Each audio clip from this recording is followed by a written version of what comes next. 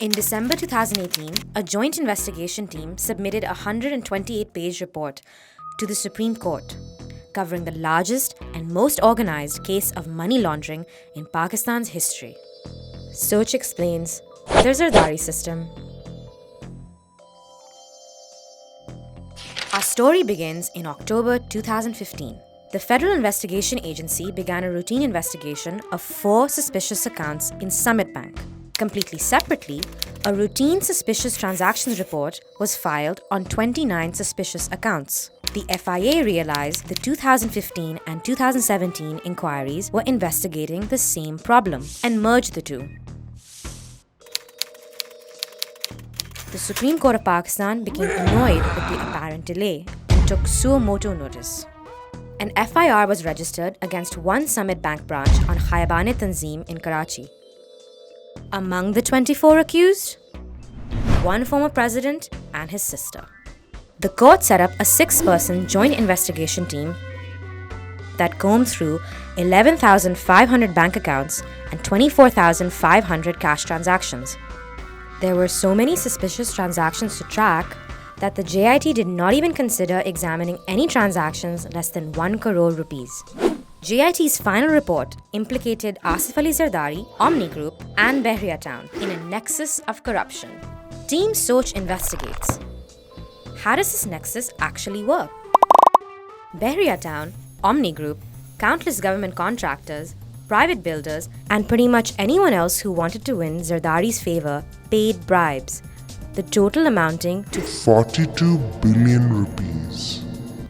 Between 2010 and 2017, these various sums were deposited and shuffled around in 32 specially constructed fake accounts, primarily in Summit Bank, that were managed by Omni Group employees. From this giant piggy bank, money was then cashed out and lavishly spent on cars, property, planes, and other luxuries for Mr. President himself, Asif Ali Zardari, and his little sister, Faryal Talpur.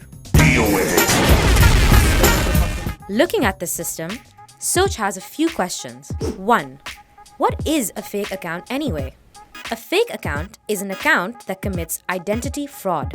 In this case, the Omni Group stole the CNICs of 11 random citizens who had no idea that accounts were being set up in their name, like this Faluda Wala.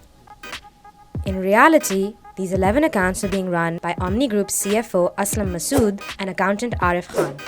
Once received, bribes were divvied up and shuffled via cash deposits, demand drafts, pay orders without NICs, and rerouting deposits. The money was deposited into accounts by cash boys, or people who physically withdraw and deposit cash across Karachi. The accounts were then facilitated by managers in bank branches dotted around the city. 2. How is Summit Bank connected to these accounts? None of the bribe collection would have been possible without the creation of Summit Bank. Summit Bank was almost exclusively built to launder Zardari's money, with 62% of all bribes sitting there. The bank was purchased for Zardari by his pal Nasir Abdullah Luta. And no, we are not making that last name up. Using proceeds from bribes received into fake accounts. Luta holds 67% of all of Summit Bank's shares, and he put his friend Hussain Lawai in charge as CEO. They, along with the Omni Group representatives, personally oversaw all transactions. For instance, more than half of Summit Bank's capital requirement of 10 billion rupees was financed by Zardari's laundered money. Where were the bribes coming from? Maybe we should ask, where were the bribes not coming from? The JIT identifies at least 8 different sources of money. Soch spotted some unusual culprits in the list. Omni Group. Zardari's presidency coincided with the exponential rise of the Omni Group, headed by Anwar Majid and his family. In exchange for bribes and managing Zardari's money laundering, the Omni Group experienced a 2,500% growth in its business under the PPP government. It went from 1 company in 2000 to 6 in 2008 to 83 in 2015. These web of companies acted as front companies for Zardari. And in return for their support for Zardari, the personal members of the Anwar Majid family grew staggeringly rich. Bahria Town. Bahria Town deposited 10 billion rupees into the fake accounts in exchange for prime property in Karachi. Of that amount, 8.3 billion rupees was deposited into the account of Mushtaq Ahmed, a close confidant of Zardari's. Both Zardari and Malik Riaz denied any relationship with Mushtaq, but later Zardari said Mushtaq was his physiotherapist. There are a certain category of people that are not suitable for treatment. Zardari Group and Bahria Town also created a joint venture in 2010. This fraudulent joint venture earned kickbacks throughout the period 2011 to 2014, which were then also deposited into the fake accounts.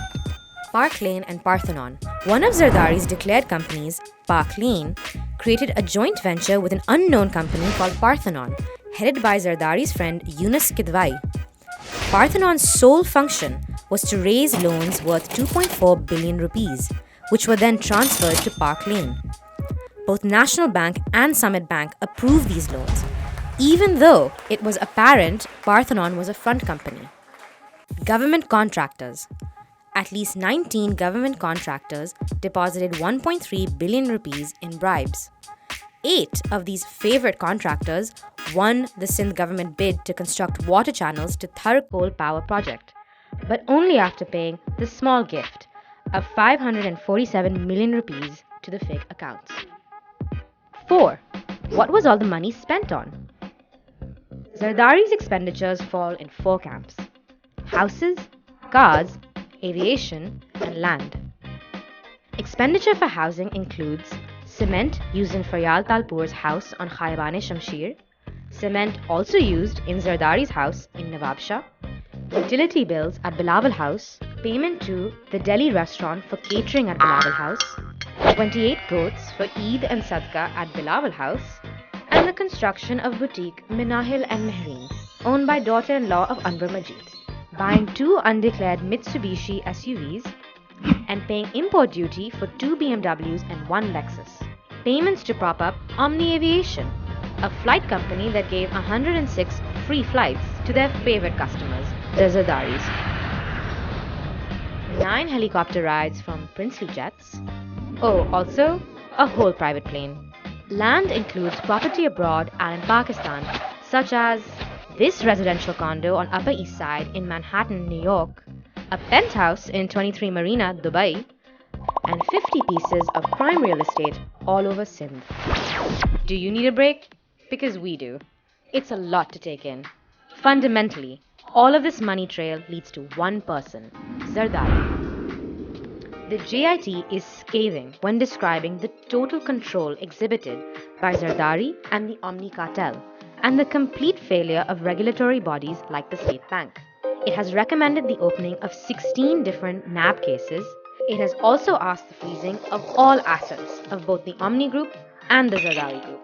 So far, on 7 January 2019, the Supreme Court transferred the JIT findings to NAB.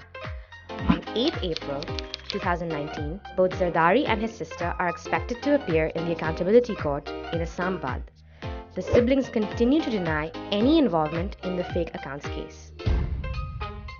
Whatever the verdict, Zardari, it'll be difficult trying to fly out of this one.